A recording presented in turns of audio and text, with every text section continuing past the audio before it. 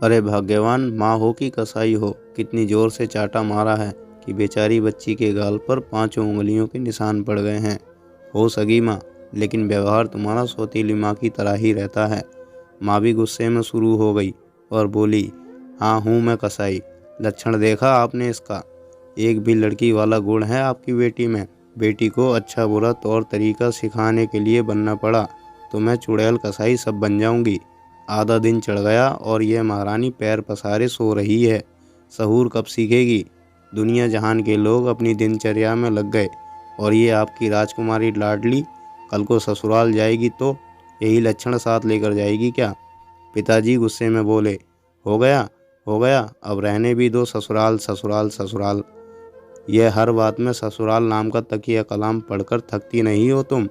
इतनी छोटी सी उम्र में बेचारी को ससुराल का पहाड़ा याद करवाती रहती हो। जैसे ससुराल ना हुआ जहन्नुम हो गया।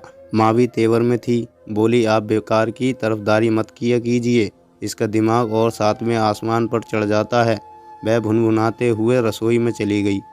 पिताजी सुबह की सैर करके लौटे थे और रोज की तरह मुझे प्यार से पानी और चाय लेकर बाहर बुला रहे थे। जब कुछ देर तक मैं बाहर नहीं निकली तो वह खुद ही अंदर चले आए। मुझे मुंह लटकाए देखकर पूछ बैठे कि क्या हुआ बेटा। प्यार से अपने दोनों हाथों से चेहरे को ऊपर उठाया। जैसे ही उनकी नज़र बेटी के आंसुओं पर गई, सीधे माँ पर बिफर पड़े। पिताजी माँ को डांट रहे थे और मैं उनकी सहानुभूति देखकर और जोर से सुबकती हुई चादर से मुंह ढककर आराम से पसरकर सो गई। यह लगभग हर रोज की कहानी थी। माँ की टोका टाकी हमेशा जारी रहती थी। मेरे हंसने बोलने उठने सब पर उनकी पैनी नज़र रहती है। मजाल है जो कभी ठहाका लगाकर हंसने दिया हो। गलती से अगर उनके कान तक हमारी हंसी पहुंच भी गई तो फिर वही दैत्यनुमा ससुराल। भैया भी माँ से उलझ जाते थे। क्या माँ, तुम भी इसे हर वक्त जेलर की तरह ससुराल का भय दिखलाती रहती हो, जैसे ससुराल कोई जेल हो? माँ तुनक कर बोलती, बड़ा आया बहन का पक्ष लेने वाला, चले जाना दहेज में उसकी ससुराल, सास का नसीहत सुनने। ओ माँ बस भी करो, नहीं जाएगी मेरी बहन जेल खाना यानी ससुराल में, समझ गई ना? चल चल छोटी, चल यहाँ से बरामदे में चलकर हंसते हैं।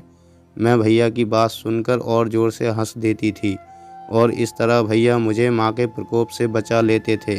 मैं अपने हम उम्र की लड़कियों को कह कहे लगाते देखती तो माँ पर बड़ा गुस्सा आता था। वे मुझे क्यों हर बात पर टोकते रहती हैं, वो भी ससुराल के नाम पर। मेरे अंदर ससुराल का एक खौफ सा बैठ चुका था। जो भी हो, माँ ने मुझे डांट डांट कर जिंदगी के ढेर सारे गुरु की तरह सिखाया। समय के साथ अपने आप मेरे सारे क्रियाकलाप चुस्त दुरुस्त हो गए थे। सीखते सिखाते मैं कब बड़ी हो गई पता नहीं चला। बीए पास करते ही मुझे ससुराल भेजने का इंतजाम होने लगा और साथ में अपने घर और पराए घर में फ़र्क समझाया जाने लगा। पिताजी को ज़्यादा मेहनत नहीं करनी पड़ी, जल्दी ही उनके पसंद का दामाद मिल गया। देखते देखते ससुराल जाने की घड़ी भी आ गई।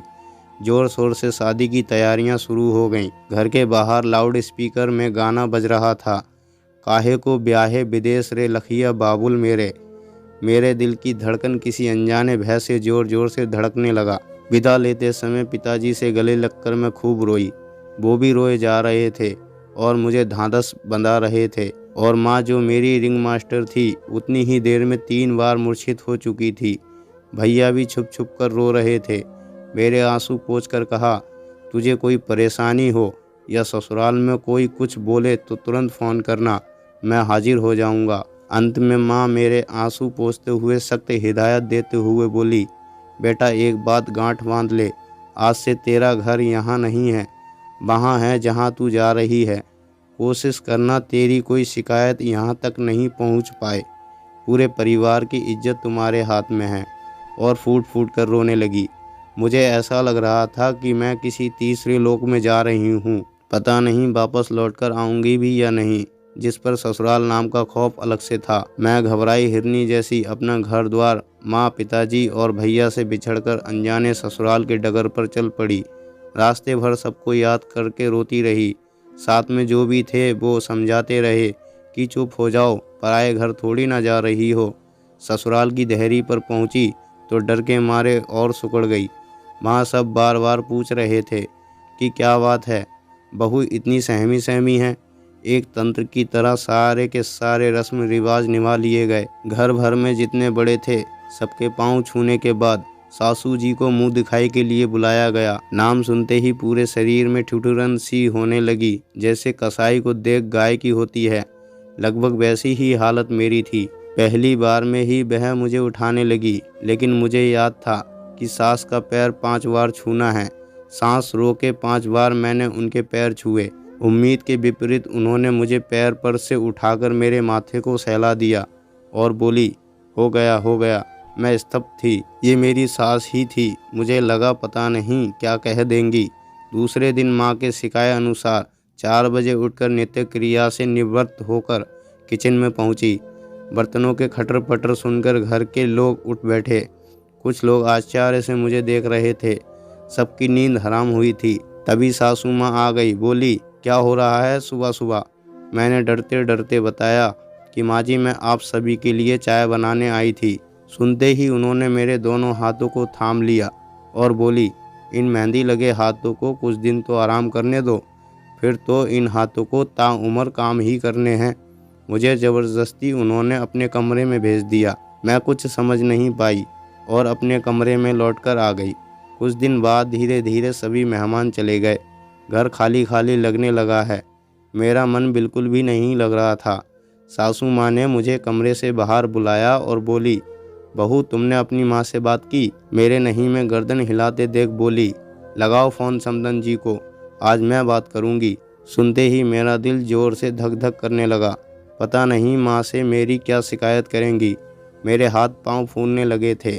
मैंने टेबल पर रखे टेलीफोन का नंबर डायल कर सासू माँ को दिया और खड़े खड़े अंगुलियों को दांत से काटने लगी। उधर से माँ की आवाज़ थी। वह घबराते हुए बोली, कोई गलती तो नहीं हुई बेटी से समदन जी? सासू माँ गंभीर लहजे में बोली, हाँ, एक गलती तो की है आपकी बेटी ने। जी, क्या गलती हुई हमारी बेटी से? हम माफ़ी मांग लेंगे, बताइए मुझे। बिल्कुल ही नासमझ है वह। सासू माँ ने मुझे अपने पास बुलाया। मैं थर-थर काँप रही थी। वह हंसते हुए बोली, इसकी यही गलती है कि इसने सप्ताह दिन में एक बार भी आपसे बात नहीं की और ना अपने अजनबी ससुराल के बारे में आपको बताया।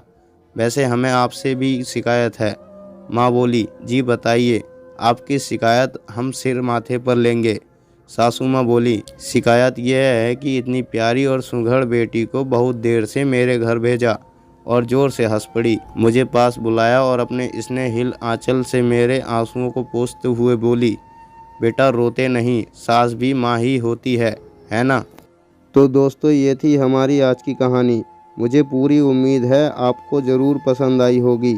यदि आपको हमारी वीडियो पसंद आई है तो वीडियो को लाइक करें और कमेंट बॉक्स में अपनी राय हमें ज़रूर शेयर करें। तो दोस्तों, यदि आप हमारे चैनल पर नए आए हैं तो हमारे चैनल लाइफ टाइम स्टोरीज को सब्सक्राइब ज़रूर कीजिएगा और घंटी को दबाकर ऑल पर सेट ज़रूर कीजिएगा, ताकि आने वाली वीडियो का नोटिफिकेशन आपको तुरंत मिले। मिलते हैं और एक नई कहानी के साथ। तब तक के लिए धन्यवाद।